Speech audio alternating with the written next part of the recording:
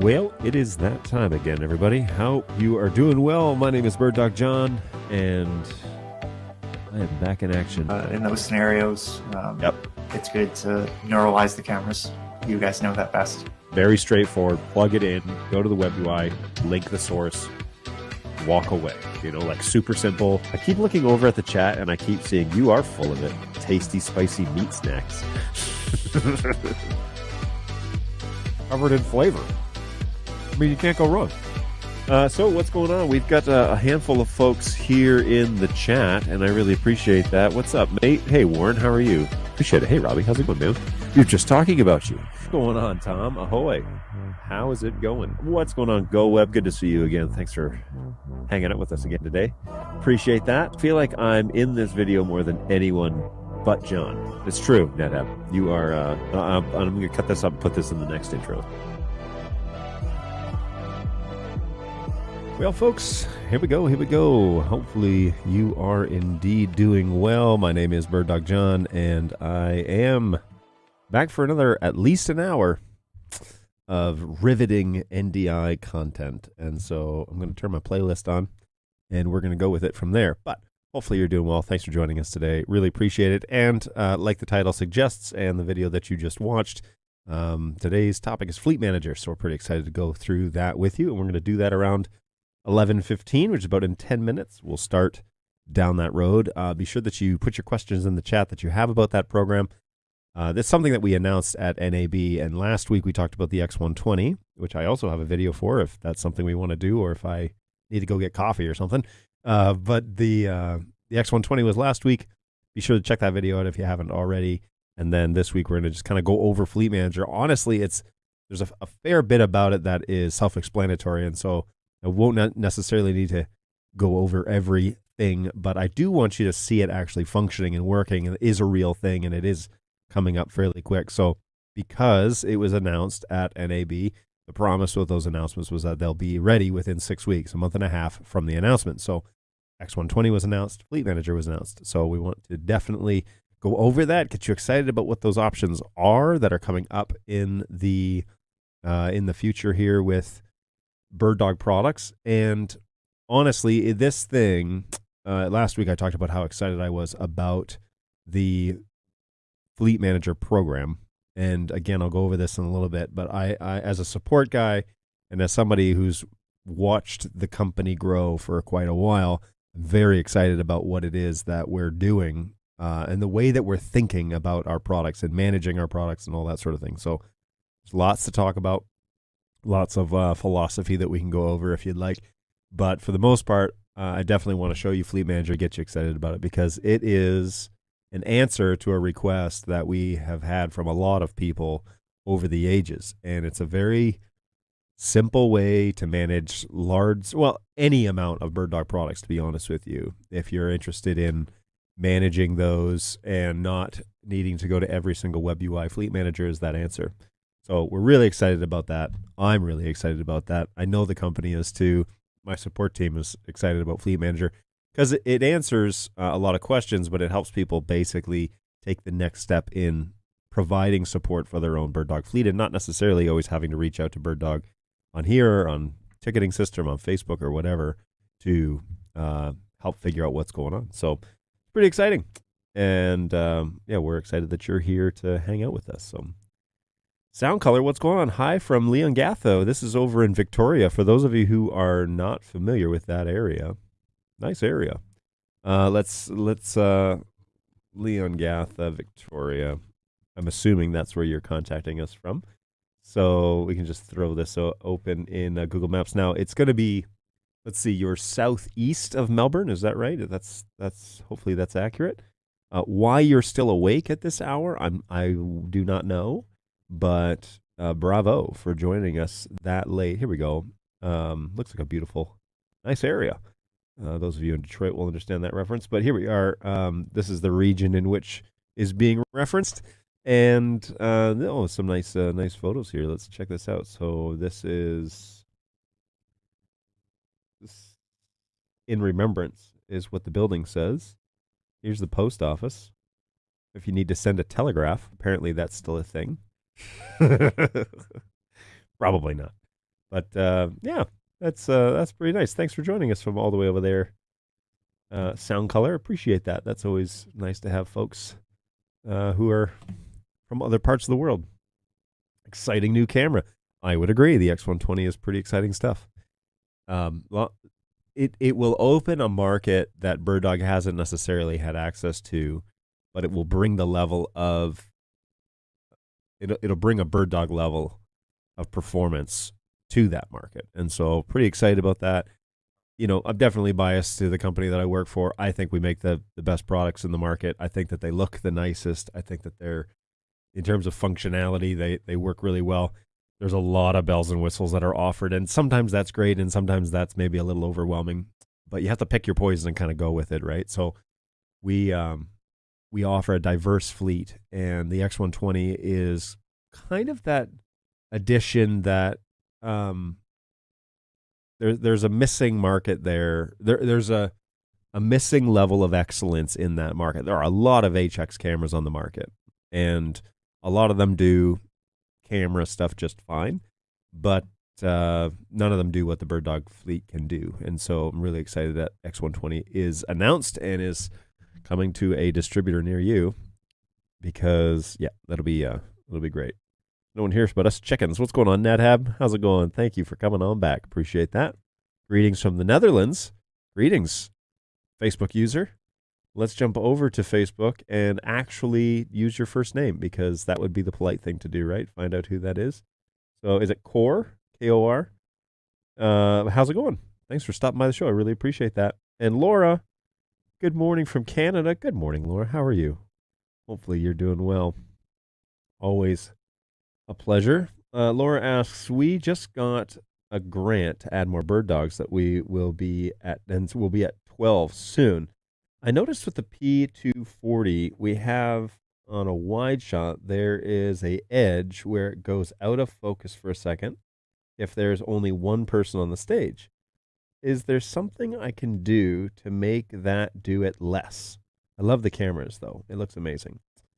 So the P240 going out of focus on a wide shot, well, more than like, Fleet Manager. Yes, Laura, it's exciting stuff. So here's the thing about cameras is when they're running in autofocus, they basically have to make a calculated estimation as to what it is that you want them to focus on, right? So you do a wide shot, you have somebody on stage. It doesn't really know that. I mean, it does, but it doesn't really know that the person or the thing on stage is necessarily the one thing that you want in focus. So if you're finding that it's hunting a little bit, there may be too much in the frame for it to really lock in. One way that you could counter this is to set that wide shot on a predetermined focal length in manual, but then set your regular shots in autofocus. And so you could switch between the two by saving the camera settings on the preset when you go to that wide shot, and that would set it to a manual focus, and it should hold that spot, because manual obviously means that it's not going to autofocus on you. So that's from a workflow production standpoint, that is probably what I'd recommend. I would assume that's where I would go. First of all, it's like, okay, maybe we can set the focal length manually for this one shot that seems to not really know exactly where to dial it in. But then for the other shots, I want to use autofocus. And so there's also, by the way, an API command if you want to use an X keys or a Stream Deck or something like that, that you could turn autofocus on and off. And so you get it back, you get it to where you want, you turn autofocus off, and then it stays at that, and the autofocus doesn't change regardless of what happens in the scene. But then when you start moving the camera or using the joystick or whatever it is that you're doing to control it, you call the next preset, you can turn autofocus back on, and then you have that option to adjust it as needed based on the type of shot. PTZs are so funny in production environments because there's two camps. Well, there's more than two camps, but there's two camps that I find quite often when talking with clients. The first is this camp where the camera should be able to basically do anything and everything in full auto. So it doesn't matter what's going on set, doesn't matter what color the stage is, doesn't matter what at what focal length or whatever. It should be able to handle all of that. And I would say that there are ways of doing that, but you have to trade one of two items. First of all, you'd have to trade the focal length, okay? So the zoom function of the camera to keep it consistent when it comes to like exposure and that sort of stuff, so you're not getting weird colors constantly changing. Because auto exposure tries to figure out what's going on in the frame. For a record here, all of these cameras that are running in my studio, none of them are in full auto anything. They're all manual. But I do that because my studio doesn't really change. I don't want the shots to change. I want to sit down. I don't want it to hunt for focus. I don't want any of that. I want it to be the same every single time. But I don't zoom, right? Like I'm not zooming around. And if you're using one camera in an auditorium and you need a wide shot and you need a close shot, then that camera is going to have to compromise in another way, because you're going to be adding lumens or eliminating lumens. And same thing goes with the autofocus, is like when you get to a certain point on the camera is going to have a ton of stuff that it's looking at in the frame. You go to a wide shot, there's a lot of things that it could focus on.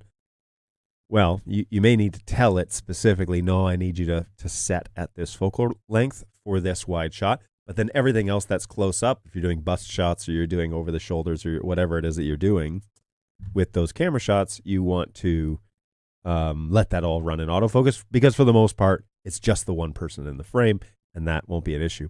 You have this problem, for example, in multiple facets. First of all, you have two people standing on stage at different levels. So on this camera, this is a bad example because you can't really tell. But if you were to have them stagger and then you zoom in, one of those subjects will be really crystal clear and one of them won't. And there's a good chance the camera is going to toggle between the two because it doesn't know who to pick. You see this pretty prevalently when we talk about auto tracking. You can really only have one person in the frame when you're using cam control auto tracking, because if you get two people who are standing next to each other, the auto track, it sees two faces and it tries to make a decision as to who the priority is. And so doing automatic auto tracking is challenging from a programming side. Same thing goes here with the autofocus business, right? It just doesn't know what to focus on. And so if you're doing a complex wide shot, you may have to set it as manual. Okay, that was a rabbit hole I'm not too sure you were ready to go down, Laura. Sorry about that. Hi again from Aberdeen. Hey, how's it going, Ian? Hopefully you're doing well. Angus, another Canadian. How's it going? Good morning. Hopefully you're doing well. Yes, I can do that on my Stream Deck. Thanks. Oh, you are very welcome. It gives you, if at the very least, it gives you the flexibility to turn it off and back on again if needed, right? So, great. Good. I already do that with my exposure, so that's a great tip. It never occurred to me because your autofocus is so amazing. Look, for most scenarios, we don't have a bunch of tickets in about autofocus hunting or doing whatever, but there are certain installations where the scene is complex or something, and you're probably going to need to make manual adjustments with the autofocus or with the manual focus, to make that happen. And so, yeah, it's always good to have the option, and then you can play around with it and see if it works with your workflow. There's also a huge conversation there about your workflow, because everybody does something a little bit differently when it comes to actually how it is that we produce things. So I'm running a single show by myself. There's nobody else in here to produce it. And so if I need to cut between cameras, I can call those myself, or I can have vMix run a playlist or something like that. Same thing with the focus. If it's out of focus, I need to manually adjust it. And so whether I set that up as a button or whether I have an autofocus toggle, on off, those are all kind of options out there in the wild. So check the API. There may be a pretty simple solution to a problem that could be complex, I wish that there was a way to recall a certain focal length manually. There might be, but let me think that through. I'll have to do some research for you. Hello from KC. The X120 marketing page mentions an Xbox controller as a control method. Is that referring to any sort of native integration, or is it just an option for gamepads via e.g. vMix? So this goes back to a long time ago thing where you can buy, I actually have one, you can buy an an Xbox USB controller, or Logitech makes one that has like Xbox commands and direct commands. And it's a USB controller that you plug into your system. If you open Studio Monitor, and inside Studio Monitor, you plug in the USB, open Studio Monitor. Inside there is a controller option, and you can select the USB interface as your controller, and then you can use the joystick to steer the camera. Now, this has been something that's been done for a long time.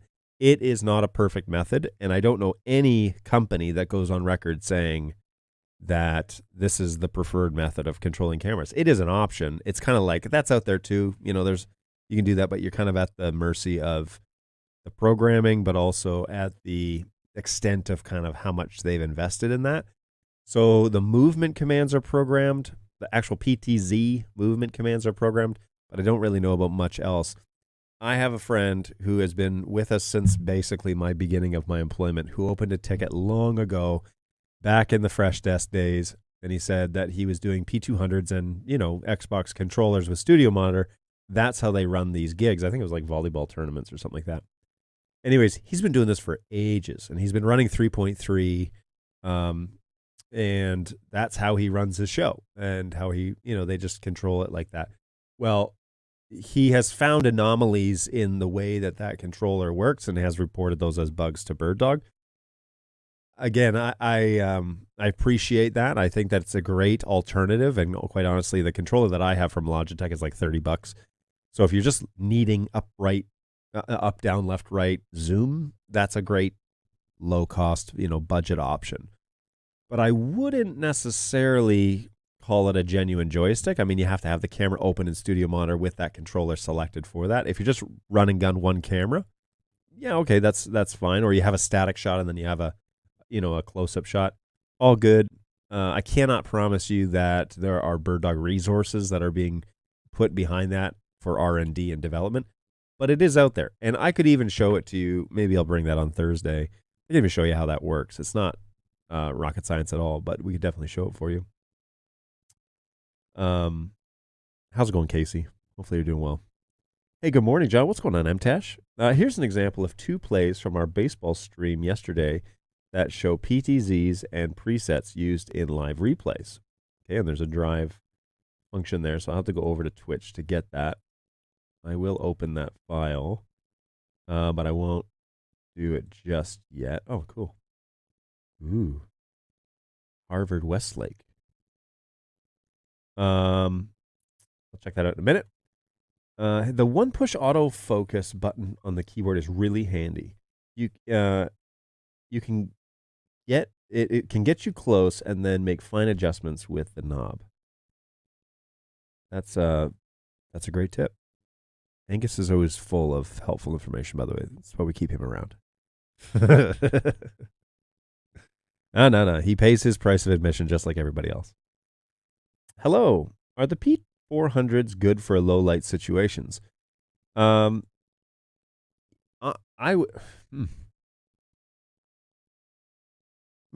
would say yes, but don't take my word for it. You have to borrow one and find out, I guess. That statement, I appreciate it, by the way, but that statement's pretty subjective, because what I think is good, you may not think is good. The bigger the sensor, the better it is in low light. And so the 400 is a half-inch sensor. No, yeah, it's a half-inch sensor, while the P4K is a full 1-inch sensor. And so the more light, obviously, it can operate in lower light situations, the bigger the sensor is. So I would say yes, but it's kind of up to you. Like we could even generate, for example, examples of the 400 operating in low light situations. But there's a lot of questions that you should ask about that. The first being, well, how many lumens, and what are we talking about here? What's the technical data? Instead of just, looks good, because what you think looks good may not be what I think looks good. I think, for example, the coloration on my show looks great. Some people don't like it because it has crushed blacks, and it's like, well, subjective, right? It's like what I think is good is the end result that I'm producing is what I want to produce, whereas some people prefer it different, or they prefer it to have more raw look, or they prefer it to not be quite as contrasty, or there's dozens, or they want more color, or they want something. So there's all sorts of options, and really comes down to whether or not you find it acceptable. So I would say yes, just from the surface standpoint. BirdDog Fleet is generally pretty good in low light. It's not that you can turn off all the lights and see in the dark. That's not what we're doing. What's your definition of low light as well, right? Because that's, again, also something about that. So great idea. The Fleet Manager saves a lot of time, I think. We will be talking about Fleet Manager momentarily, so hang tight. All the cams are P200s, BirdDog keyboards, Stream Deck, and Companion, and lots of prayers. Yep. When you put a system together, then there is kind of like all right, here's a moment, that everything's got to work. That happens here all the time. Sometimes I walk in and things are malfunctioning and we got to swap out cameras. But yeah, that makes sense. Hey, what's going on, Casey? The sport thing, volleyball, is interesting. Similar use case. We record, I assume that's equestrian events, with a single camera. Very dynamic, variable speed shoots. Very cool. Yeah.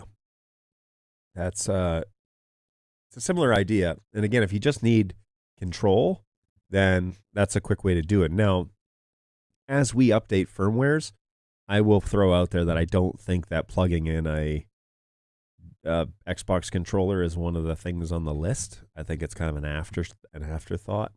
But I do have a Logitech one here that, again, I can show you on Thursday how that works with any of these cameras. That might be a good use case scenario. So let's plan to do that. I'll write that down so that I don't forget, because I always forget if I don't write it down. So Xbox control for studio monitor. Check. Got it.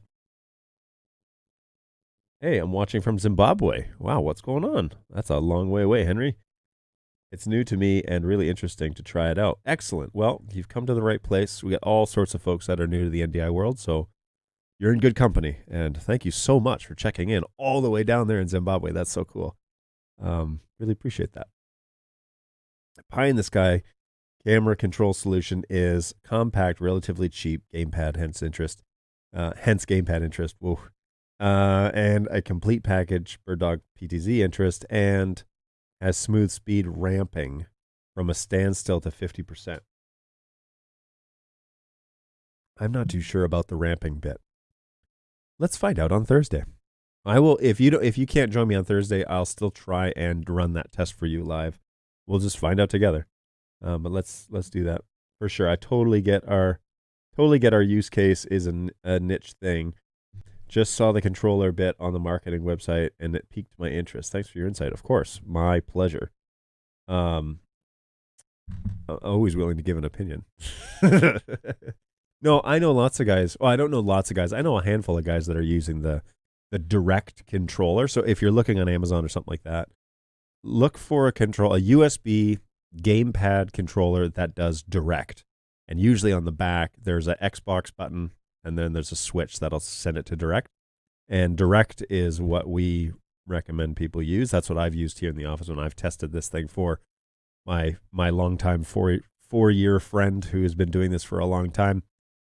Again, the reason why I have a working relationship with him is because it doesn't do everything perfectly, but it's also kind of a $30, a cheap solution to get it done. So there you go. Oops. My internet speed has dropped here. So sorry, everybody. Let me, whoops, cancel. Hopefully it changes in a moment. It's a little strange that I have a weak connection. Where's YouTube here? I'll join YouTube off of my network. We'll see.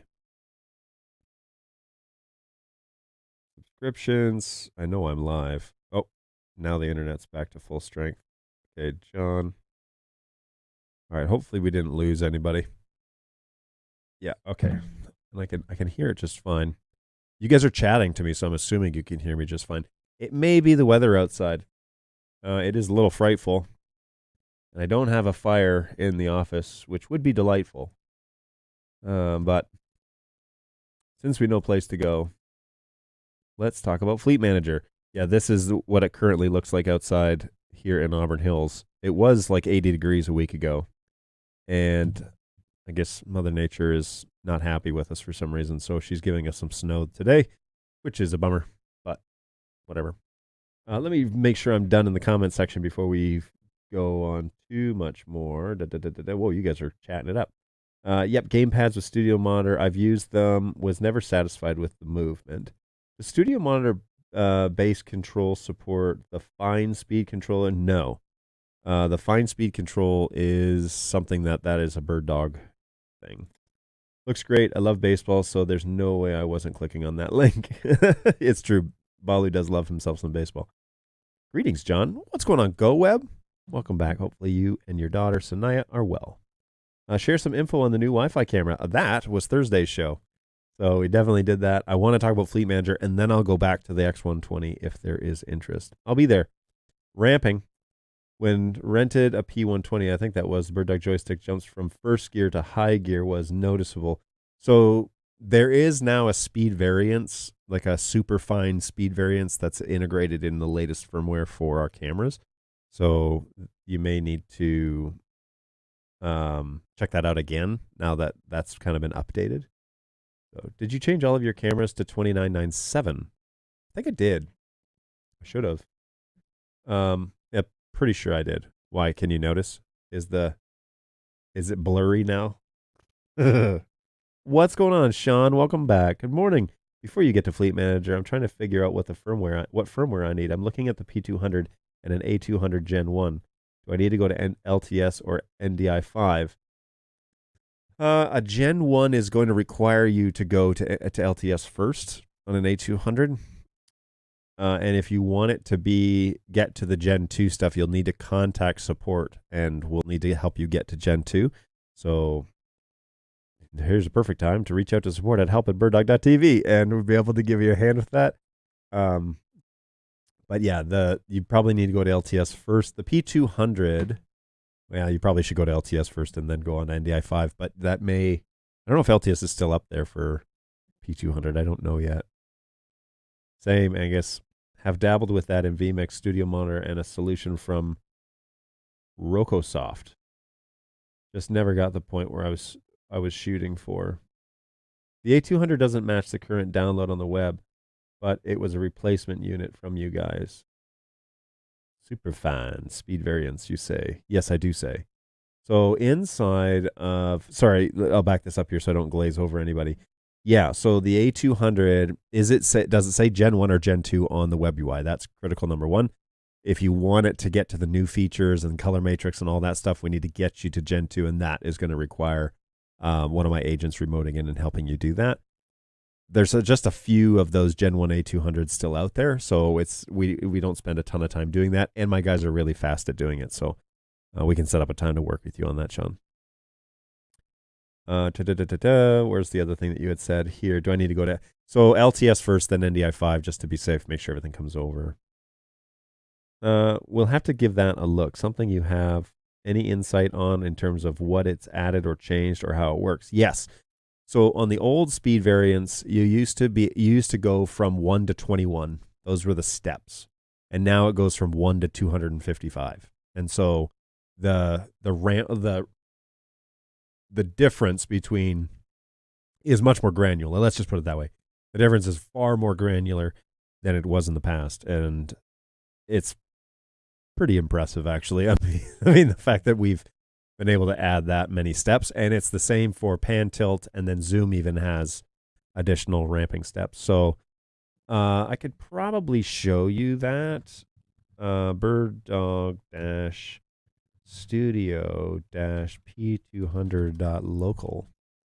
I want to share this tab. Oh, I didn't even have to log into this. Okay, so here is my P200, and that's that guy up there in the corner over there. But if we go here to cam control, and we go to camera control, it should not be named the same thing. You have standard speed control and superfine. And if you switch it to superfine, it changes it to 255. And now we have the ability to really change the speed pretty substantially. And so you can choose 1 through 21 on standard, which is what it's always been. or super fine, which gives you a lot more, range. So it's pretty great. What does it do to the zoom? Does it do anything? No, zoom. Okay, I misspoke. Zoom is still just 7 steps, but the pan and the tilt, the actual P and T of the camera, is greatly increased. So there you go. Hopefully that's somewhat insightful. Hey, John, I didn't know if you had commented on this question before regarding the new BirdDog Wi-Fi. BirdDog recommends a specific Wi-Fi router for that model. Oh, geez. This is one of those things that... What's going on, Lewis? First of all, thank you for coming back. Always appreciate having you here, man. And great question. So this question has been floating around in my networking mind for quite a while, because ages ago, I was a network admin, and I was a Wi-Fi guy. Like I installed multiple Wi-Fi networks for a couple of institutions and several small businesses and whatever. And that's it's all well and good, except wireless becomes very complex and very difficult. So, and unfortunately, the airspace around us in the Wi-Fi realm is extremely polluted. Okay, which means there are lots of people. Just go to like an apartment complex, just stand outside and then open your phone and search for Wi-Fi. And not only will you find probably dozens of secured Wi-Fi, you're going to find a bunch of non-secured Wi-Fi. And then you're going to find that if you do a spectrum analysis of the Wi-Fi space, you're also going to find that those SSIDs are broadcasting on multiple channels. And it just becomes so noisy. So we're talking about doing video. Now, HX3, mind you, right? So it's not high bandwidth requirement. It's going to be a low bandwidth, high latency, higher latency, HX3 or HX2, depending on what you've got going on in the Wi-Fi realm. I've heard it said, I don't know if this is official or anything like that. I've heard it said that you're pretty much going to want to stick to HX2 if you're on a Wi-Fi realm, mostly because it's 6 megs. And Wi-Fi can handle 6 megs. To compare apples to oranges, Netflix 4K is like 12 or 13 or 15 megs a second, okay? So 6 is doable for most access points these days, especially if you're running an AC or an AX network, which is NDI is Wi-Fi 5 or 6. Those two options can do 6 generally. Whatever. But here's the rub is I don't know how a retailer or a manufacturer or whatever can give you real world data in terms of test results when there are literally hundreds of thousands of Wi-Fi manufacturers in the world. So to say something along the lines of works on Wi-Fi, ooh, that is true. It is a true statement. But you, Lewis, what Wi-Fi router are we specifically talking about? Great question. We're not yet. We're not there yet. I'm hoping that we will be able to recommend a couple. I know that our friends over at Netgear are, there's some murmurs about maybe making a handshake with their stuff because they already do the AV integration stuff so well. But I don't know, and I don't know anything official. It would be amazing to have some friendships, partnerships in the industry who, want to be sure that, look, if you buy this access point, you can do 3 cameras off of it or whatever. I don't know what the magic sauce would be and what the price point would be, honestly, to make it worth your while. But there you go. I really like the way that the camera drives with the joystick. Now, my only issue, you with the issues, no, I'm kidding. My only issue is the speed change after recalling a preset. Until you move the zoom, they go very slowly. So there is a preset recall speed, is there not?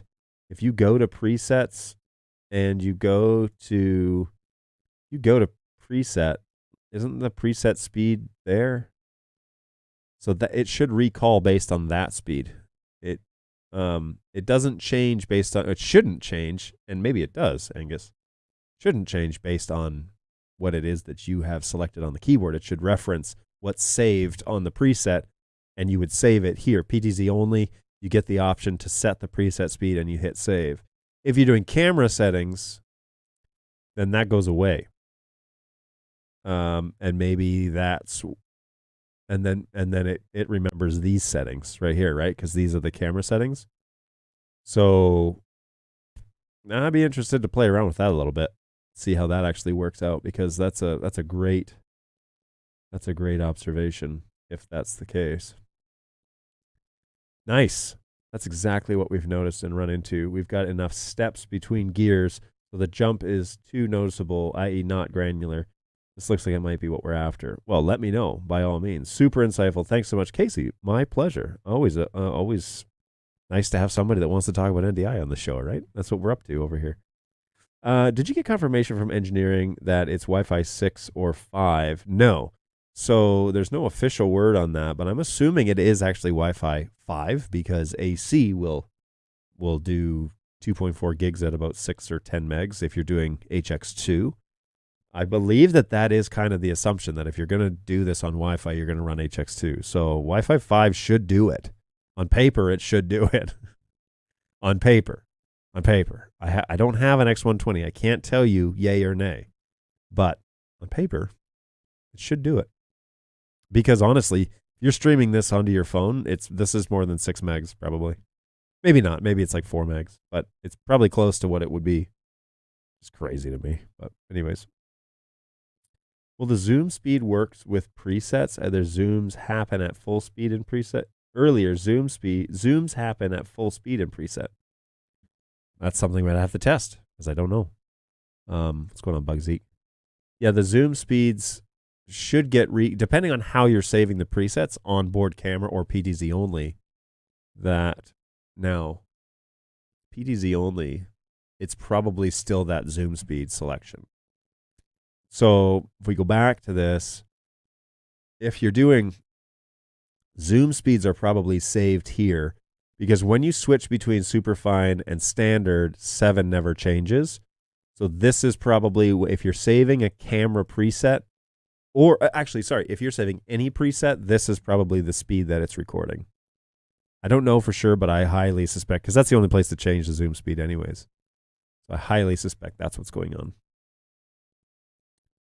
Netflix requirements. Brink thinks. Appreciate this, man. Where are you? You're over on Twitch. All right, I just want to peek at these because I remember ages ago when I was doing this Wi-Fi stuff. So, I was right. Yeah, boy. Share this tab. So this is, thank you, Frank. This is the Netflix. So high def HD, which is not 720p. I guess it is. It's 3 megs. Full high def, it's 1080p, which is what most people were streaming at 6 years ago, is 5 megs. We actually found that to be closer to 6 or 7. And then Ultra HD, 15 megs. I think that is pretty close, like pretty accurate. 15 megs is probably about right for streaming Netflix. So all that to say, Wi-Fi 5 is probably okay for HX2, probably, but I don't know. I can't tell you for sure. So, because I don't have one. I would love to test it and verify for you because that's one of the things that I do with networks. But I actually physically don't have an X120 yet. Don't worry. It's been promised to me.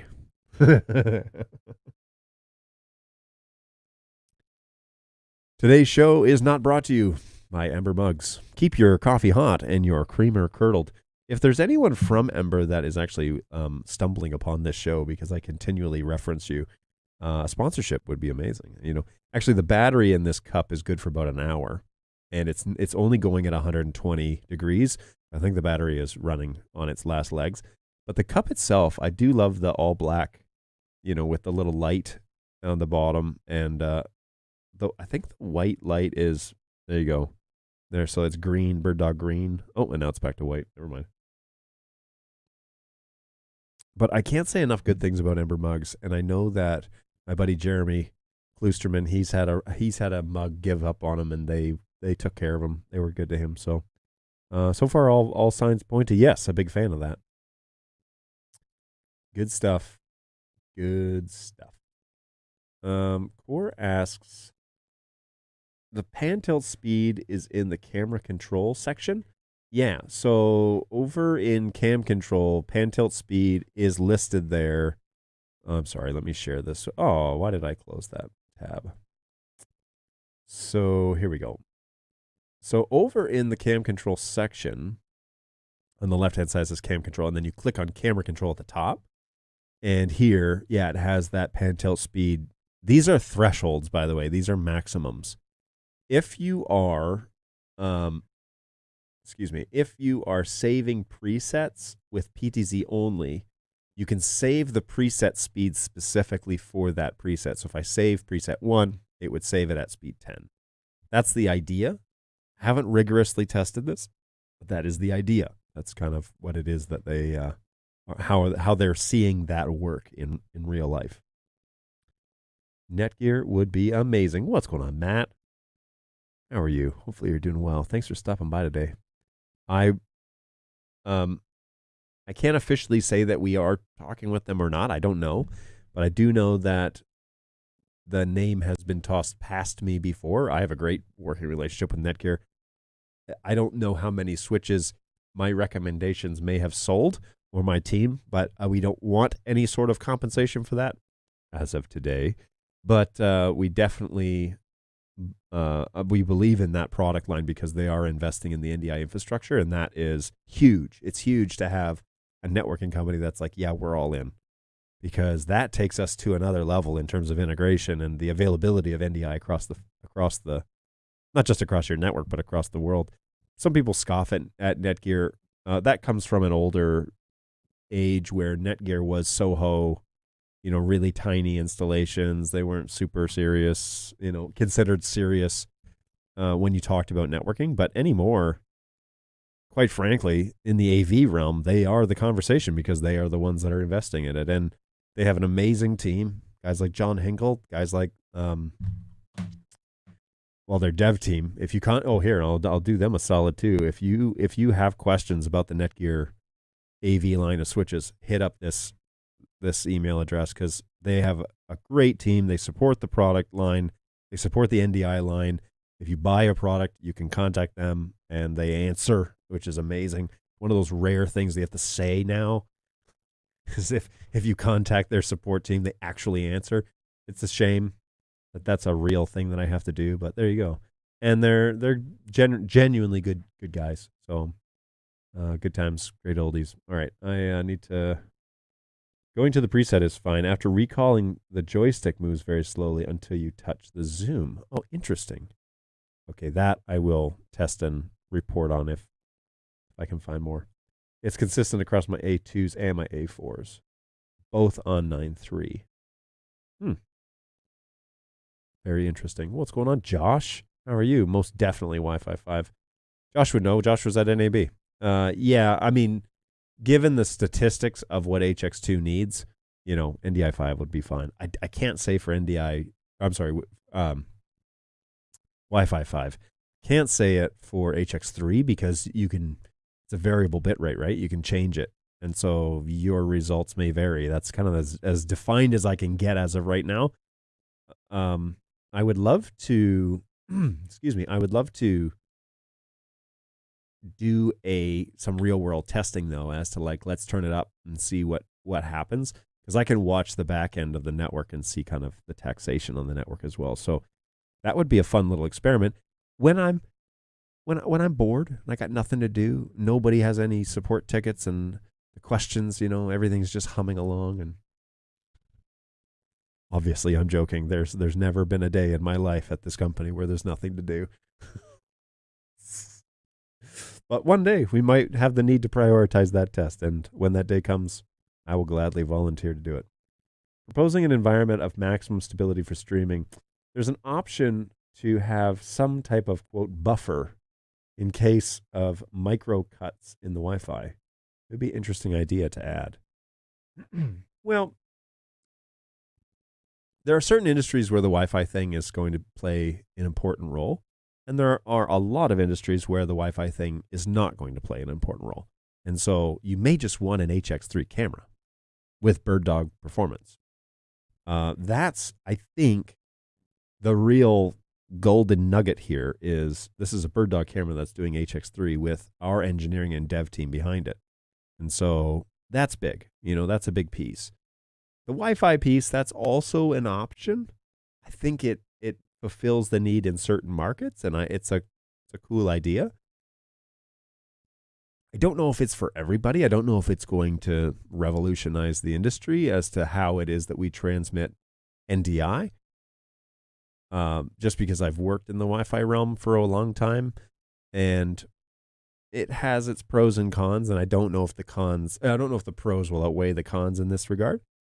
But for the run and gun guys, for those, put a battery pack on the back of this X120 and then set it out and then go and get it again. I mean, it's extremely mobile. Whether you want a PTZ to be extremely mobile, I don't know. You might. I would be very interested in talking to you about your projected plans if you need that. And in exchange for the performance of a full NDI camera, for that matter. So if you had a choice between like a P120 and an X120, you know, what are your deciding factors?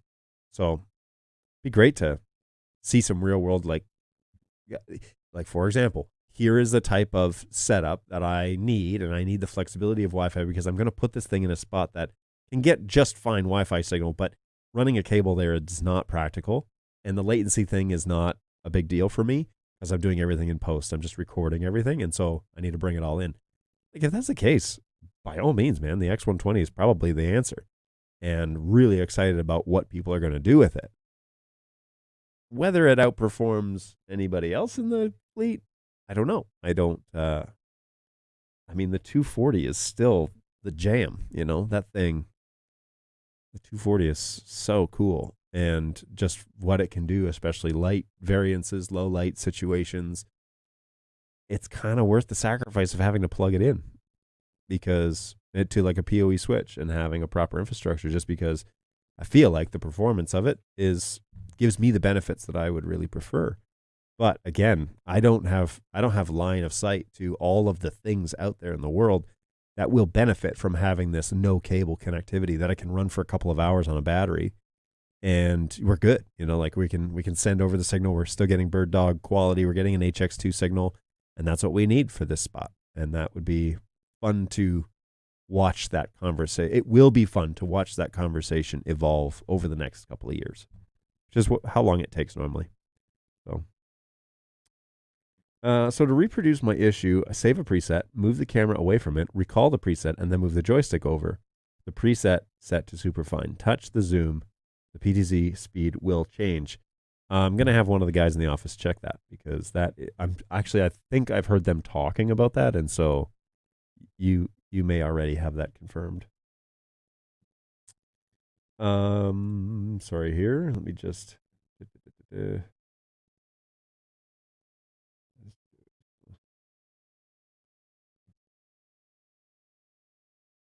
Sorry, I missed something from Facebook. Oh, here it is. Okay, good. From my experience, zoom speeds are at the fastest by default when switching presets. That was my experience before they introduced the superfine stuff, and now I don't know, so I need to go down there. I gotta love it. I got the P100 back, and then I had to resend it back due to having weird lines showing up. That is weird. Is it here in the office? Or is it on its way?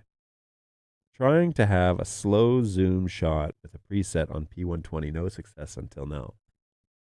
So you have had success, or you're still trying?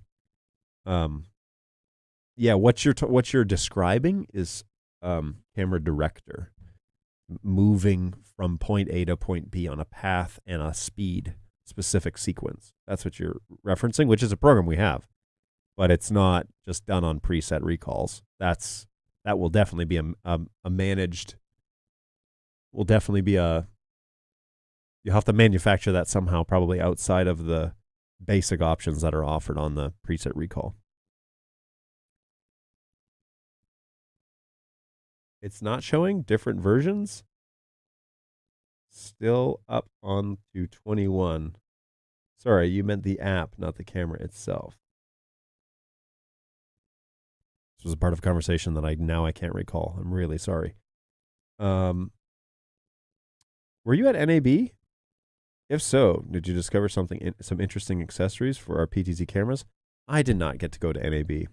there are a couple of guys on this chat that did, but the sales team was over at NAB this year. They had a pared down crew at the booth and a pared down booth this year, but they had some things to show. Fleet Manager, which is something, geez, we need to get to here, right? And the X120, which is pretty exciting, and a few other things that we'll talk about. Hoping to have a couple of guys in on the show in the next few shows to talk about some of those other options who were at the show. So we'll sort that out. But I wasn't there. I missed an opportunity to meet up with some of you who have mentioned you were there and you were looking for me, but also some folks that I know in the industry. I've known for a few years and have been good to me, and I always like to go and shake their hand and see them.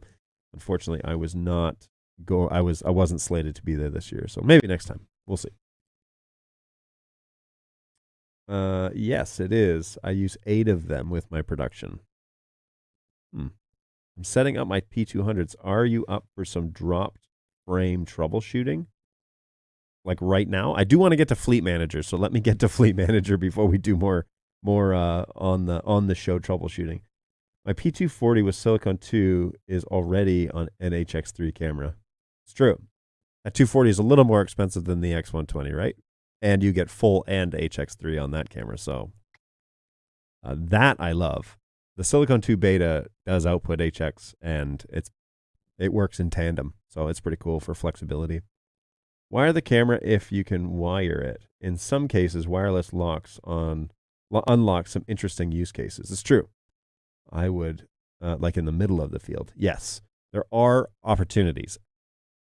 Like again, with wireless, your results may vary. That's all I'm saying is I would rather hardline it and do a wireless bridge, a point-to-point, because yes, then you're still wireless. You require a little more hardware, but it is probably more reliable in the wireless realm. It's not true Wi-Fi 5 or 6, but it's all good. The P120 for me, wired all the way. Everybody's going to have their preferences. It's all good. We haven't seen the use cases yet because I say this all the time, we design products, right? And we have this vision as to how we think they're going to work. And then people come out of the woodwork with, oh, I'm doing this and I'm doing that and I'm doing this. And it's like, man, we had no idea that these sort of opportunities were in play, and people use their imaginations, man, put them in cool places and get really, really interesting shots. My use case for a fully wireless battery PTZ camera would be in the end zones at a football game. It's true. That would be a great place for it, as long as you have it protected somehow, not like on a tripod. You could, well, anyway, I won't get into that. Bugsy, yes, it's at the office. Is BirdDog planning on a BirdDog NDI HX Wi-Fi encoder decoder in addition to the Flex series? No, not that I know of. And if I did know of it, there would be no way I could tell you about it. So I haven't heard of that being tossed around, full disclosure, but nothing's off the table. The dev team and the R&D guys and the inventors of this company have surprised me over and over and over again with what they've come up with. So I have no idea, but I don't know of anything like that. Did the latest update, fixed it. Boom. Love it when I hear that. To get the slow zoom, I have programmed a macro on my Stream Deck with a zoom range that talks to TriCaster. I can hit the button, get that zoom on any shot. Maybe an option for you. That's a great idea. I will give that a try. I don't believe that there are plans for Wi-Fi HX encoders. So what's going on, Josh? We do have lots of others on the table instead. It's true. There are lots of things on the table, but never say never. I have learned that multiple times. The same P100 that firmware mess up. Then we got it back and having issues on the lines popping in and out of the video stream, and that's why we sent it back in. Clarifying on the preset recall, say there is no pan tilt happening and the preset just zoom in and out. There's no way that zoom speeds are controllable. Oh, I see. Interesting. So you're just using the same position but different zooms. Okay. And you're trying to recall zoom speeds. I'll have to monkey around that for you. See if I can come up with some sort of solution. But I do know that is the function of Camera Director. Isn't, of course, everybody's cup of tea, but it is out there as an option. Okay, Let us get into Fleet Manager, because that was the title of today's show, and I have spent almost an hour not talking about this. So, and full disclosure, I've played around with this a little bit. I have the copy that was over at NAB, and truthfully, this is not the final version.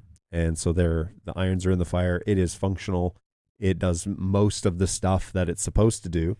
But I want to show you the interface, and I want to show you how that actually works. And so we're going to switch over here and show, oh, my sound effects are off. It's going to show you what's going on here. One moment, please. There it is. Okay, so let's try that again. Oh, that didn't work either. Bummer. Let's try that one more time. Okay, so you can't see because my head is in the way, but I do have a little icon here on my desktop. It does have the same, I'll caution you, it is going to require you to run this as admin for the time being. We are looking into that because obviously not everybody is an admin on their computer. It is kind of assumed that you control and own the computer that you're installing BirdDog products on. So we do recommend that you,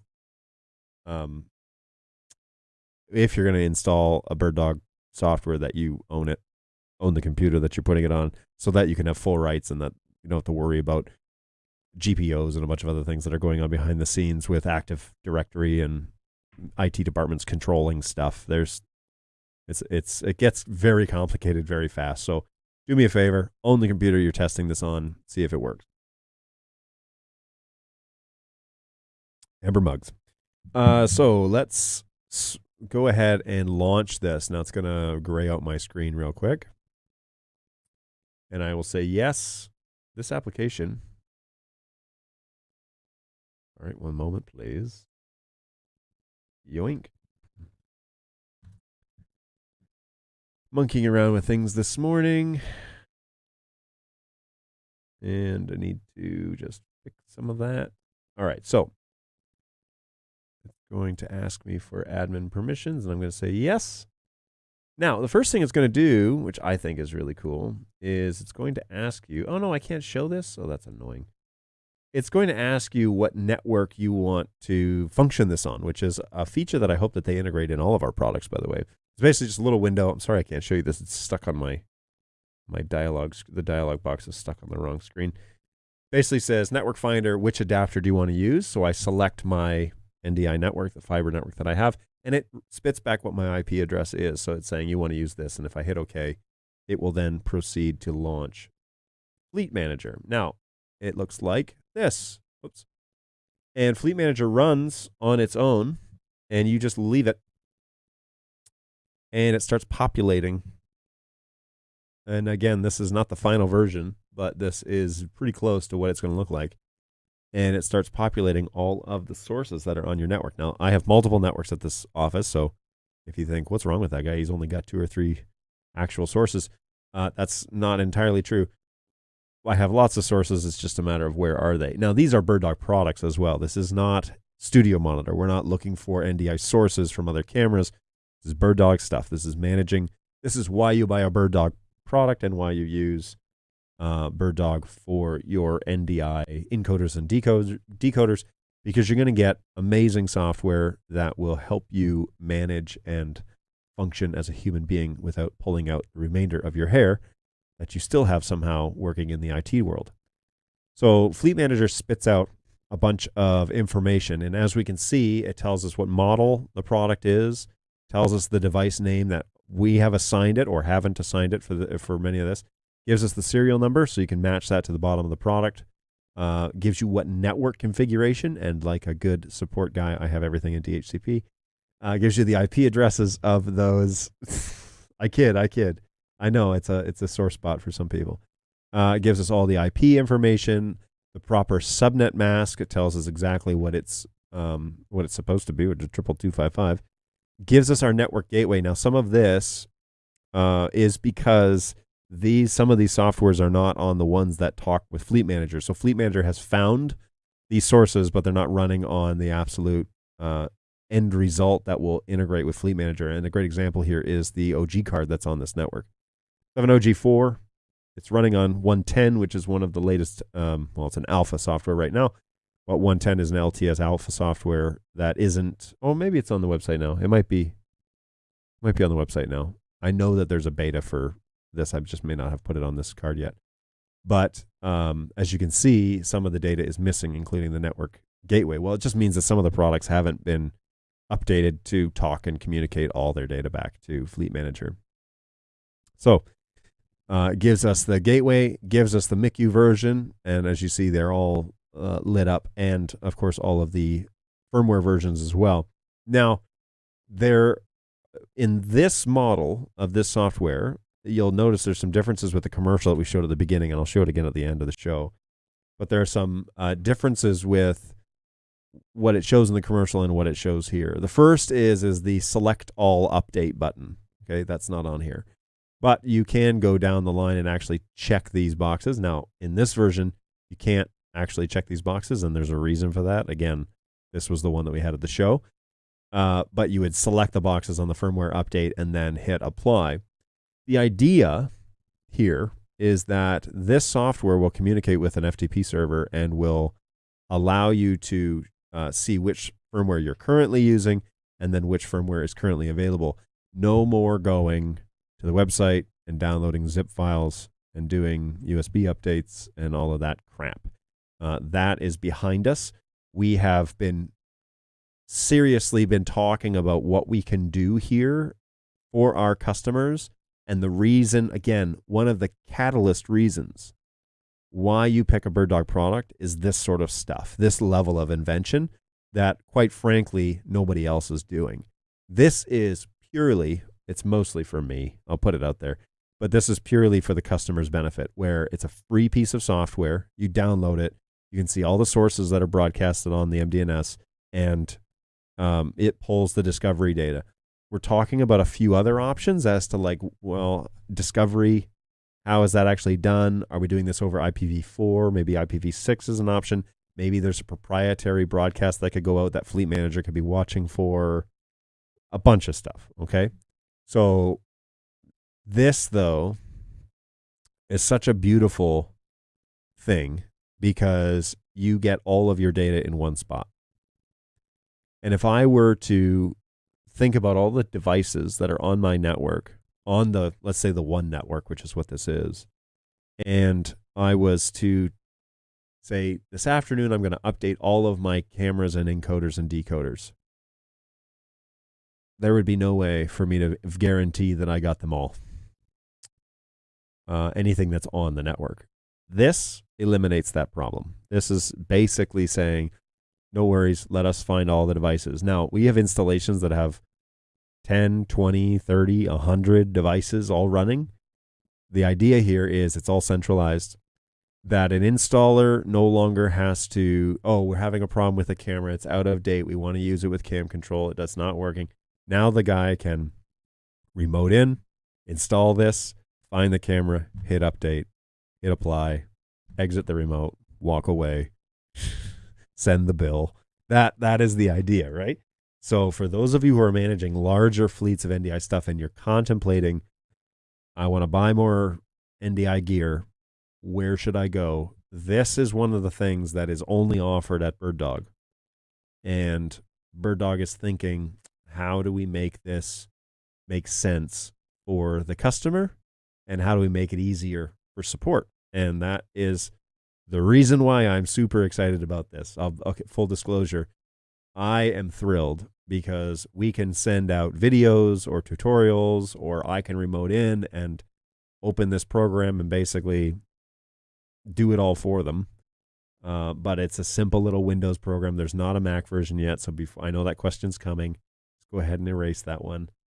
But yes, that is the deal. Now, someone will say, I noticed that all your cameras are out of date.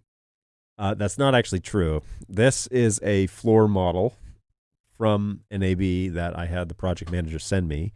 And this is set up the way that it is to show you what the notifications would look like if you are out of date. But this one is not linked to the FTP server, which they're currently working on. And so I can't pull the updates down in real time. When that becomes a thing, you can bet your buttons that I will 100%, that's not a phrase, that I will 100% be showing that on this show, because it is a answer to prayer.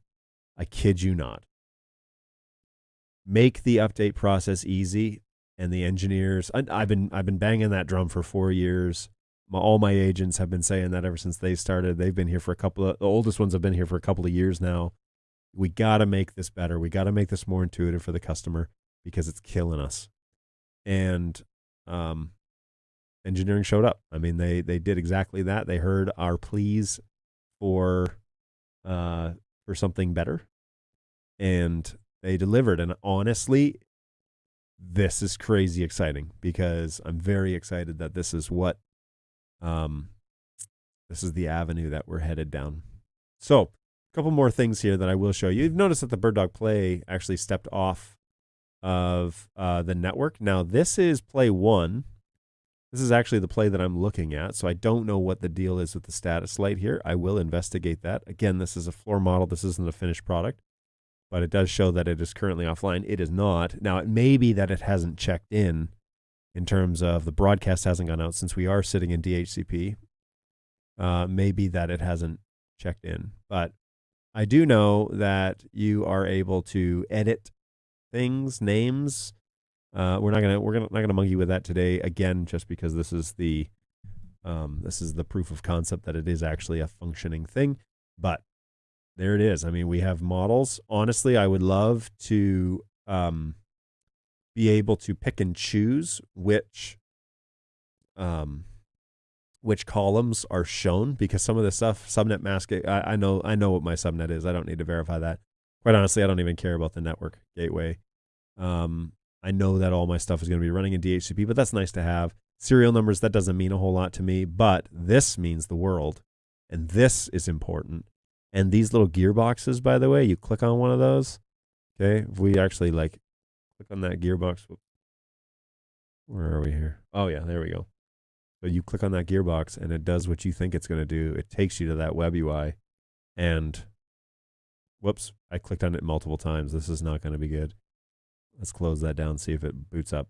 It opens the web UI for the unit. So that is crazy exciting. I don't know why it keeps opening multiples, but and it dumped me to a page. This is the play, right? So, well, I'm going to put this over here and see if it actually ever comes up. That's more of a networking issue than it is play and play. Oh, that's not. Is that right? That's not right. Let me see here. 35. Maybe I messed things up when I started sorting here. Anyway,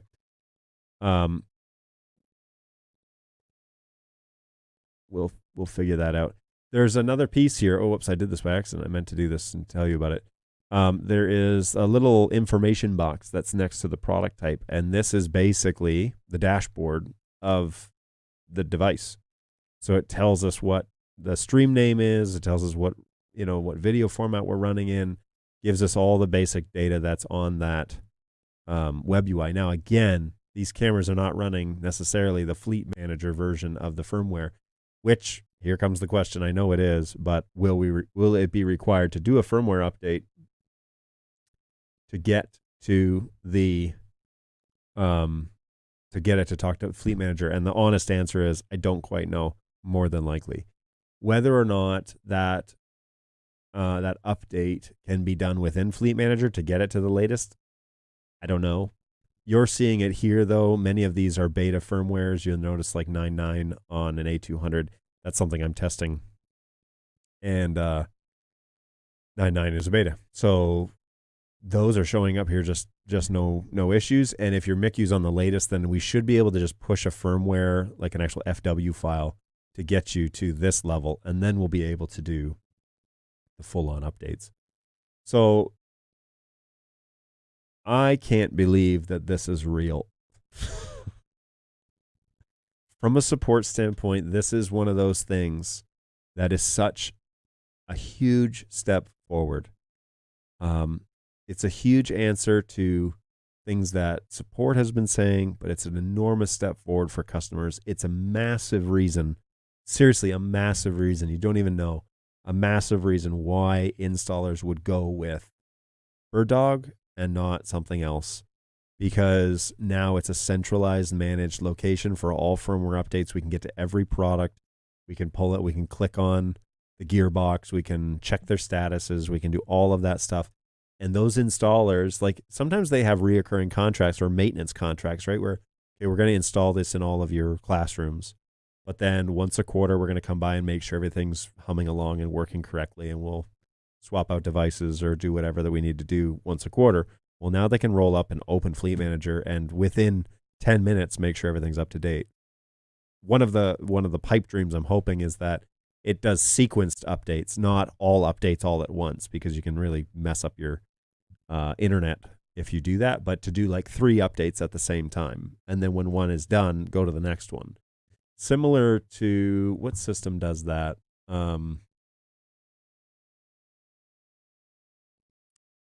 Shoot, what is it? There's something that does that where it does like 3 updates and it moves on to the next one once the first one's, phone application updaters. So it has a bandwidth restriction, right? And it says like update 1 at a time or update 3 at a time. It never says update all at a time. It does it 3, and then when 1 is done, then it goes to the next one. And that's the same idea that I hope that we adapt here is when I click update, I hope it picks the top 3, or it picks 3 and then it pauses the rest. And then when 1 gets done, it goes to the next one. I don't know if we're at that level of sophistication yet, but that's one of my, if not at launch, then second iteration of the firmware. That would be amazing to have that option. But seriously, one last thing that we should talk about is this big giant advanced button that people are probably asking about, have asked about. This is basically the revamp of what you lovingly known as Neuralizer, but it gives you the option to directly connect to a computer and then boot up, and it's a simple walk through on your own where we can recover a device or we can reimage a device. And this is such a huge deal, because to have the ability to reimage a camera without you needing to touch base with support is going to save you a lot of time, and quite frankly, save my guys a lot of time. A lot of this comes down to one of the major ticket creation items, and here you only find this out here on the support show. One of the major ticket creation items here at BirdDog is the firmware stuff, is like how often we have to update and how often that doesn't go perfectly. And so we've asked for a simplified version, and they have gone back to the drawing board multiple times to get it to the phase that we're currently at. And so kudos to the engineering team for rethinking and reimagining what the update process needs to be. And that also means that they've had to go to the OEM, to Bolin, and make arrangements with them to make their firmware update stuff way more accessible too. So the MICU updates and all that sort of thing. We've all been having to work together to make this a better experience, and this will be so much better. I mean, even if you can click the box and hit update and it just does 1, so much better than what it used to be. And hopefully Fleet Manager will help us manage our BirdDog product lines a whole lot nicer, easier. We can, like I said, what I'm excited about is doing tutorial videos on this, or having the PMs do them, and having those available for people just to watch and have basically a full understanding of how Fleet Manager works within 5 minutes. So then, that's what that does. That's what that button does. That's what that box is for. Boom, boom, boom, boom. Go down the line of all the features. And then now you're ready. Now, so install Fleet Manager and off you go. And I think that will be a huge game changer for a lot of people. So I'm really excited about Fleet Manager. I think it's an absolute step in the right direction. I think that the guys over in Melbourne knocked it out of the park, especially with this just being the first attempt. It's going to help customers night and day figure this out. So I'm really excited about that. I need this so badly. We all do. And it's coming soon. So we're 1 week after NAB, so we're 5 weeks down. We're 5 weeks to go. Does the discovery happen using normal NDI processes? Specifically, can this manage any device registered in Discovery Server regardless of a subnet? That's a great question. The integration of Access Manager will be scrutinized on this, because Discovery Server obviously is a major game changer when you're talking about large networks and you're talking about keeping traffic low and relevant and whatever. I don't know, honestly, NetHab. I don't know if I don't know about the discovery process for this, especially as it associates with Discovery Server. I'm hoping that it just references Access Manager, and if Access Manager is registered to DS, then it's easy peasy. But not limited to. I've also heard rumors that this might be able to see broadcast packets and other subnets, not VLANs, but subnets. Have yet to test that. So 9.9, is that a beta? Yes.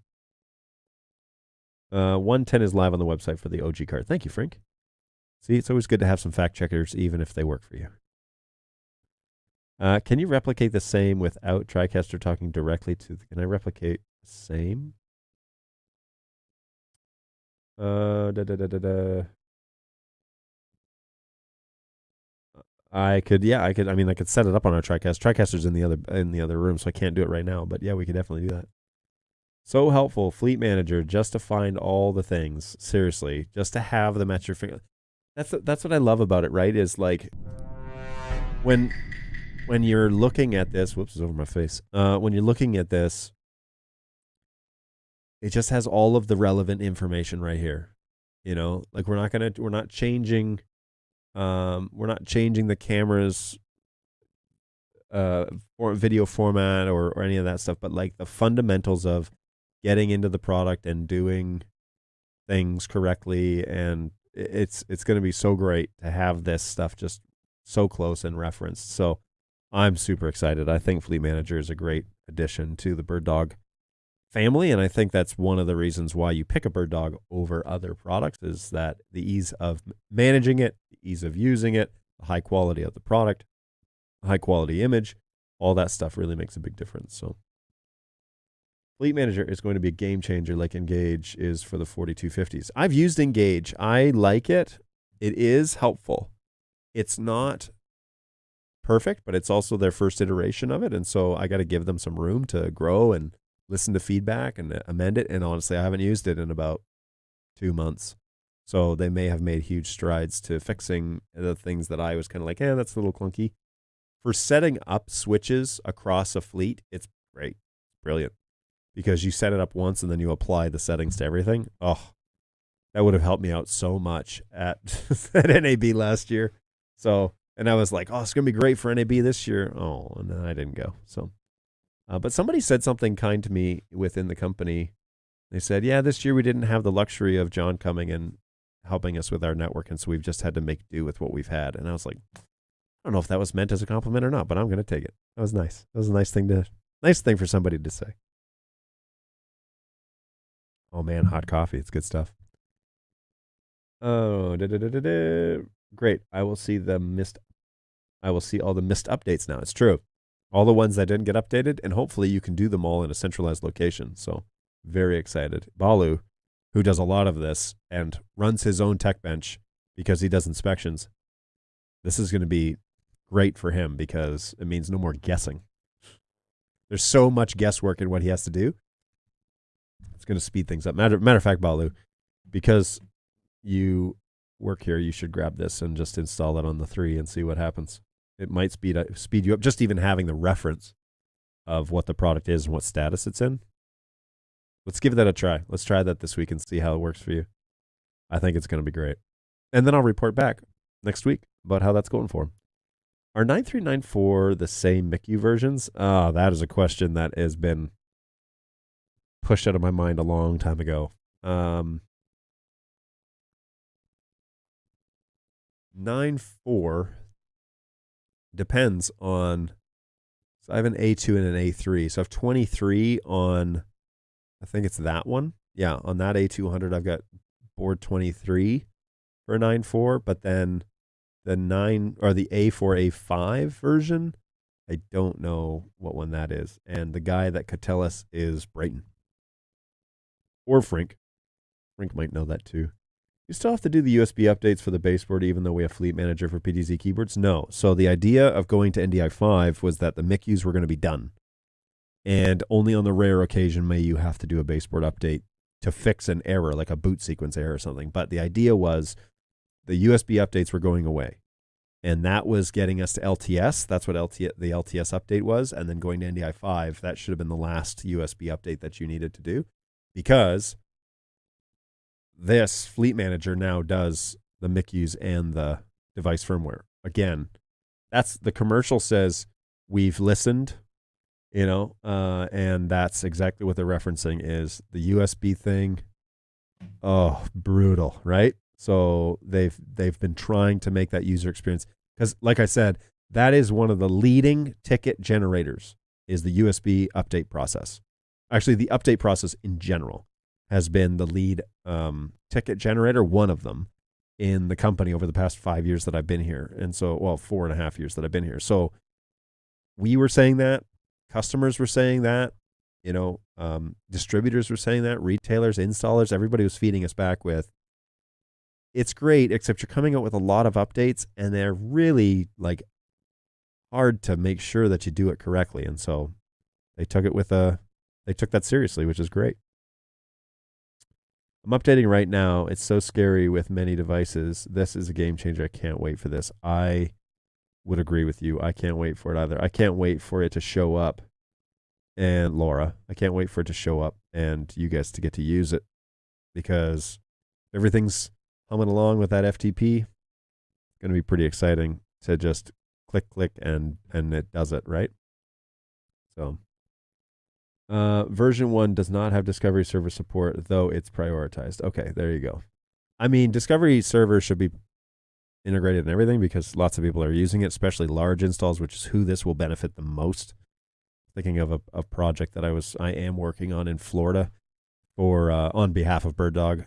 They have tons of play devices, and those plays, if you had to do an update, you certainly don't want to log into all 80 of them. You want to pull this up and say, select all, update, and then it could just go down the list and do the update and finish and go to the next one. That would be a song. Such a huge deal. Going on GoWeb suggestion. Have a BirdDog control room app, just like NDI Tools, from where users have access to all BirdDog apps under one umbrella. Easy to find access.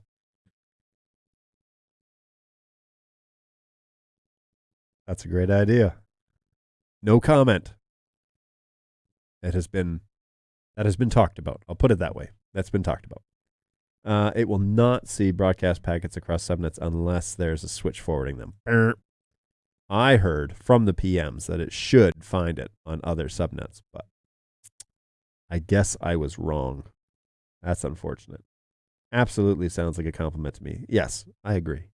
That's from a networking standpoint. It was a kind thing to say regardless. Fleet Manager is like a nanny for all my BirdDog cams. Just take care of them for me, will you? Oh, most definitely. Yes, let's get that installed, man. I'll get you the file. I just updated both my A2s and 4s to 9.4, and I seem to have control over both without having done the MICU update yet. Boom. There you go. MICU stays the same for all cameras except for the 400 and the P4K.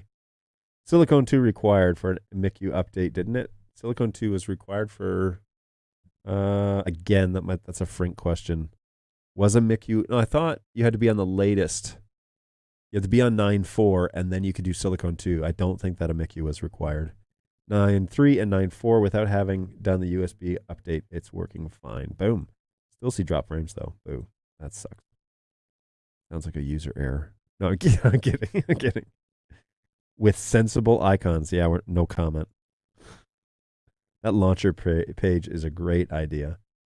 Hey, you don't want to steal other companies' ideas, right? But we're getting to the point where we have so many products that you might need a launcher page eventually. There have been conversations, just a way of like managing all the BirdDog software and picking and choosing the ones that you want. Yeah, there have been conversations about that. So I don't know if anything's come of it, but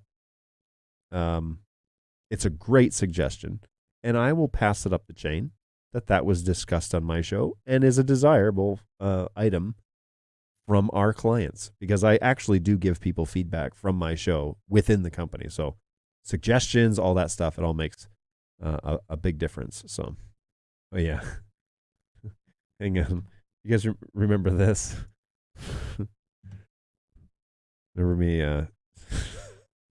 This was me being bored one day on the show, and not bored. I was being goofy, and I put my head in the coffee, which I thought was funny. Anyway, back to the show. Uh, I just looked over and saw it. It's funny. Yes, the MICU needs to be updated Silicon 2. Once you're on the newest MICU, you're good to go.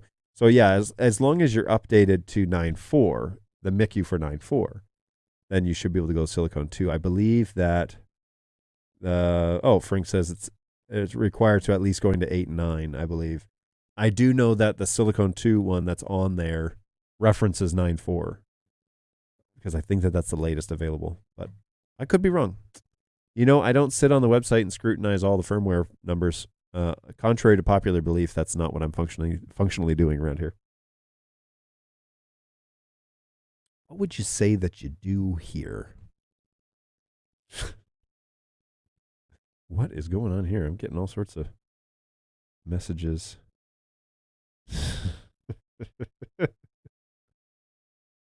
Awesome. Alrighty. Hey, I made it to the end of the chat. That's unheard of, and it's 12:30. You guys have been buzzing today in the chat, which I love. Thank you so much for participating. It's always a blast, and it's always great to have a bunch of people here from all over the place. I know we had a gentleman from Zimbabwe, and we had people from Amsterdam. We had somebody from Australia, all over the States, Canada, a couple of representations from Canada. Always good. It's always great to have you guys here, and thank you so much for coming together and having a chat. It's always fun. I was told that I could listen to the radio quietly in my office. They took my stand. I was told I could listen to my radio in the office. Good stuff. It's my best impression I could possibly do. All right. I'm going to close down some of these tabs that I don't need. And pretty quiet all of a sudden. As if I've been like disconnected or something from the outside world.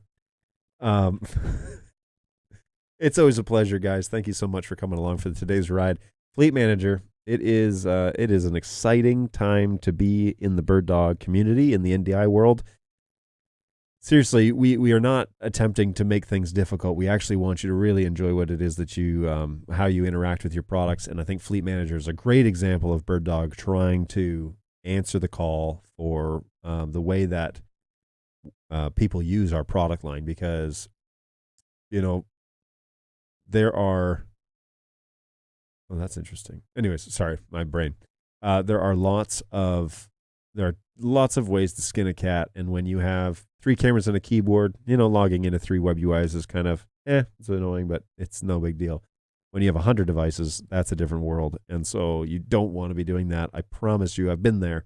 You don't want to be updating a fleet when every new firmware comes out, and so typically you would take a Friday afternoon or a Friday morning and you'd update the entire fleet and be ready to go for Monday. This program, Fleet Manager, is the way to do that, is the way to do scheduled updates. Oh, wouldn't that be sweet?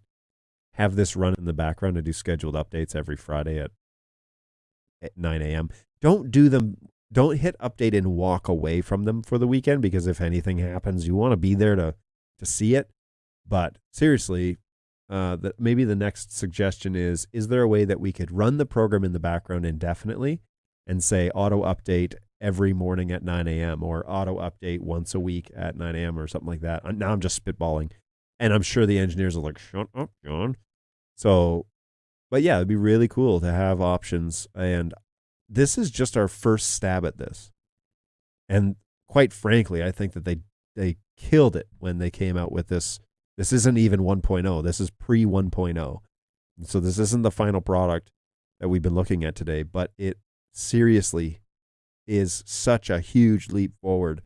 And like I said, kudos, guys, to the engineering team, to the dev team, to the project managers, everybody that had to go through the sleepless nights to make this a reality, because this will revolutionize the way that our clients interact with their products. And I have a diverse fleet of products on my network, right? I've got an OG card. I've got a BirdDog P4K, boom, this camera in front. I've got a 200, which is up there in the roost. I've got several P100s. I've got a P110. I've got several other P200s. I've got a PF120, and I've got a couple of BirdDog plays, and that's just the stuff that's on this network. And so I have kind of like this weird group of devices that probably you wouldn't have, but it's a diverse group. And this way, I can see everything. I can see all their firmware update. I'll see all their firmware versions, their MICU versions. I can see their IP addresses, all that stuff. And yeah, it's pretty stinking cool that is what's going on here. So huge leap forward. Really excited about the way that this is turning out. I think that if you're not excited about Fleet Manager, you haven't been interacting with BirdDog very long, because this will help greatly, especially those who are running multiple units or who are thinking of buying more. It's like, well, I had the BirdDog product for a while, but the real kicker for me is the update process. Okay, give us a chance with Fleet Manager. I think you're going to be really happy when this launches. I think you're going to be really happy with how we manage updates. No longer onesie twosies. You can do this all in a centralized location, and that's a huge deal. You can also change basic data, names, IP addresses, network status modes if you want to, configurations.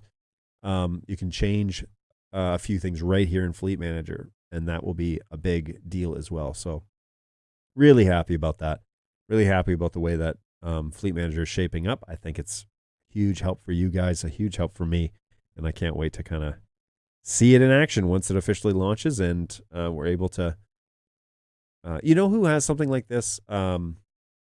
Unify. They've been known for ages for having a system where you can log into a portal and see all of your devices that are connected, that are all Ubiquiti devices, right?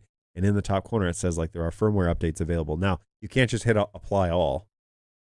You have to do them kind of methodically a little bit, because you got to update one at a time, or else you'll lose your whole network, and downloads will quit and reboot and all that crap. So that's a similar idea, but Unify puts all of that information in one place, and that's exactly what we're doing here, is getting all the BirdDog stuff in one place. So when you're thinking about, all right, I want to expand my fleet, I want to get a second camera, I want to get a different angle, I want to get a bunch of PF120s and put them around the room, and then I'll have a couple of PTZs that do close-ups and whatever. When you're thinking that along that way, now managing them from a technical standpoint is simplified, and that's really exciting that that's an option. So, all right, speech over. Hey, thank you for your insight. Oh, I'm honored that you think that was insightful. Thank you so much for coming to the show. Always a pleasure to have folks around and to chat. So feel free to stress test my P100 while it's still there. That goes into a system where the guys test and manage. So I will check it out and see what I can come up with. Can I get this soon? I got more cameras coming, and 5 plus 2 AV boxes. I have to update. Is there an early release that I can sign up for? Can I get this soon? I have 7 cameras coming, and I have 7 devices currently. It's more than likely they're going to need to update them all. Okay, so full disclosure, there may be a final update before they'll communicate with Fleet Manager. As you can see here, some of mine are not communicating fully with Fleet Manager, and so that is reality. But really hoping that this will launch sooner rather than later, but the promise is still within 5 weeks, because we announced that NAB. It's supposed to be 6 weeks after the announcement. So we've had a whole week at NAB. Now we're the Tuesday after NAB, right? And so, yeah, we're hopeful that the timeline is moving along. The guys that are in charge of that timeline are great guys, and they're working hard to execute that. And a couple of project managers that have been with BirdDog for a while, and so they're trying really hard to make sure that those are accurate and that we're really talking about it. We will support will be giving feedback on this program, because it is it is a major function for support. So this will be great. We're going to give them some feedback probably this week about that, and then leave it with them to kind of produce the final product. Whether or not they do, everything on our wish list, probably won't be able to do that, but they do want to hear back from us. Dan has told us specifically we want to hear back from you guys on Fleet Manager. So some of the stuff that we've talked about today, I will be feeding back, and also giving some of my initial impressions. So ticket number, yada, yada. Okay, Bugsy, I got that. I will check that out for you. I'll talk to the guys too. They're probably familiar with the ticket. Okay. There was something else. What was it that I was going to... so on Thursday, what do you guys want to talk about? Because I potentially might be able to find a couple of guys to join us either on Thursday or next Tuesday to talk about the Adobe announcement. Okay? And you can head over to birddog.tv. If you don't know what I'm talking about, there's a big announcement with Adobe, and we need to probably talk with Jake and maybe somebody else to kind of go over what it is that we announced and how it works and all of that stuff. But we're really excited about that. And there were a couple other things that were announced. And so we can... Is there something that you specifically would like to talk about? Do you want to talk about X120 again? Should I put that on the docket for later? Let's go here. NAB 2023. X120 Fleet Manager. So PTZ Control is an iPad app and an iPhone app that will be for sale in the App Store. So that's huge, and it kind of leans into the whole X120 Wi-Fi network stuff. So we will need to talk about that. Android TV monitor. I actually have not seen this functioning yet, but I need to be given access to it. So we will talk about that at a future date. And then just kind of a side note, but something that's kind of important is there is now a 5-year warranty on all purchases of the P and the X series as of any purchase made after March 1st of this year. So there is now a new 5-year warranty for our latest manufacturing run. That is in concordance with the manufacturer, but also with us. And it's going to help out customers as they're buying new products going forward, giving them that assurance of a 5-year warranty. So it changes things a lot for us here at Support because we have a very set, way that we interact with people when it comes to warranty. So, but that's purely, quite frankly, the customer's benefit. The reason that they change that warranty is 100% for your benefit. So really excited about that. And that is everything that's on that NAB website. Oh, no, it's not. I'm sorry. Central 2.0 Enterprise is on there, which may be something that we can include in our discussion with the Adobe stuff. Cloud 3.0, I mean, that cloud is an integration that we've talked about numerous times over and over and over, and that keeps getting more and more robust. But there will be a time that we should talk about that in greater length, and I think I'll reserve that for a different time. We've already talked about Video Wall when it was announced and the PTZ battery mount for the X120. So those are the other two announcements at the end there. We did talk about Video Wall and we did talk about the battery mount when we talked about the X120. But if you would like to talk about any of those things again, I'm all game. Let's go for it. We can chat about that. Ooh, Adobe, tell me everything. You have to come back. So it sounds like we definitely need to go with that. I'll be happy with that. Good. We have to come back and we'll have a chat about Adobe because that one is a pretty big deal about workflow and about production, but I need to get some guys on this show to help me with that conversation because that is not a workflow that I'm super familiar with, but it is something that they are super familiar with. And so I don't run Adobe in the shop. Probably should at this point because we have this new announcement, but hit up birddog.tv, click on the NAB 2023 announcement and go from there. All right, I am going to call it. This has been super fun. I love hanging out with you guys, and seriously, it's the best part of my week. Is I get to sit down, have a chat, be excited about BirdDog products, show you guys, what it looks like after the announcement. Of course, I don't announce products on this show, but I definitely will talk about them after the announcement. But Fleet Manager is such a stinking cool announcement that I'm really excited that I'm going to have this option, but you're going to have this option. It's going to be a free download, and you're going to be able to manage your fleet easy peasy, and you can start doing things like routine updates. This will help you configure things. It'll help you keep an eye on your network, show you kind of, what's happening, and a centralized location for just basically everything BirdDog. So I love it. I can't wait for this to get in your hands. I can't wait to see the final product as to what it is that they're planning on putting in the first release, and we're going to continue to make it better, as we always do. We always try and improve on things and make it better for you and for everybody. So all good. Hopefully you have found today exciting, something fun to chat about. And thank you so much, everybody, for hanging out in the chat today. I love when you guys come along and you chat with me, and we can talk about BirdDog stuff. We can talk about tickets. We can talk about frustrations and successes and failures and all that sort of good stuff. Keep the chat going. Keep that alive. Keep coming back. I really appreciate that. I will see you on Thursday. The plan is, unless I get crazy ill like I did last week, please plan to come back on Thursday, 11 o'clock Eastern time, same place. BirdDogJohn.tv is the place to be. BirdDogJohn.tv. If you wouldn't mind, if you would subscribe to that channel, that is my YouTube channel here as the BirdDog John employee. If you would subscribe to that, we are well over 200 subscribers now on that channel. 212, which is, that number has grown quickly over the past 2 weeks, which is really exciting. So thank you, everybody, for doing that. BirdDogJohn.tv, that is where I am. Everything that I do support-wise is shown on that channel. So be sure to hit us up there, and we will, you can subscribe, you can hit the bell if you like YouTube notifications, if you have that configured for your phone or whatever. Then you don't have to rely on social media to show up, at the right time or put it on your calendar or anything like that. You can just get a notification. It's a pretty easy way to do that. So, okay, folks, be well. Take care of yourselves.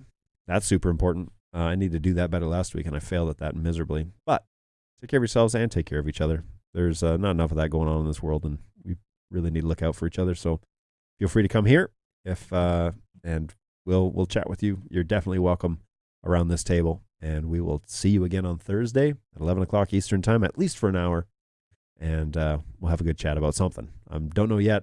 Keep your eyes to the YouTube page. Whenever I figure that out, I'll schedule it and announce it up there. Okay, guys? Take care of yourselves. Really appreciate you coming along. Bye.